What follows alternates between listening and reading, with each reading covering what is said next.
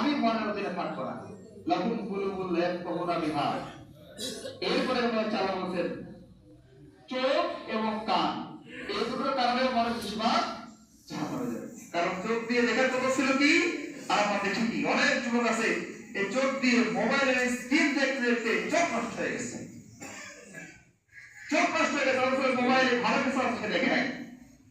কান দিয়ে কি শুনে আল্লাহ ভালো জানে, তাই না? এই চোখ, কান এবং মন, এই তিনটা জিনিসের কারণে অধিকাংশ মানুষ জাহান্নামে যাবে। এই কথাটা আল্লাহ বলেছেন না বলেন নাই? বলেছেন। তারপরে আমরা শুনি, এই জন্য বলছেন কোরআন, এই কোরআন আমার পক্ষে বা বিপক্ষে সাক্ষী দিবি। আল কোরআন হুজ্জাতুল লাকা ওয়া আলাইকা। যে কোনো মূল্যে কোরআনকে আমার পক্ষে সাক্ষী বানাতে হবে। রাজি আছেন ইনশাআল্লাহ? ইনশাআল্লাহ। যে কোনো মূল্যে কোরআনকে আমার পক্ষে সাক্ষী বানাতে হবে। এখন আমি একজনকে সাক্ষী বানাবো, তাকে যদি একটু আদর আপ্যায়ন না করি, সে আমার পক্ষে সাক্ষী দিবে? বলে তো দিবে? কেমন মানুষ বলেন যে আপনারা কেসে বলছেন একদম সাক্ষী বানাইছে, রাতের জন্য যদি না পান, এর সাথে না করেন, কিছু হেল্প না করেন, ওর পক্ষে সাক্ষী দিবে? দেবে না কিন্তু। তাহলে কোরআন আমার পক্ষে সাক্ষী দিবে? কোরআন আদর করতে হবে না? আদর করা মানে কি? বলছে তাকে একবার রেখে দিছি, বছরে একবার ওই সিয়াম হাতে আশেপাশে কিছু করে তোমার উপর খেয়াল দিয়ে দেয়, তাই না?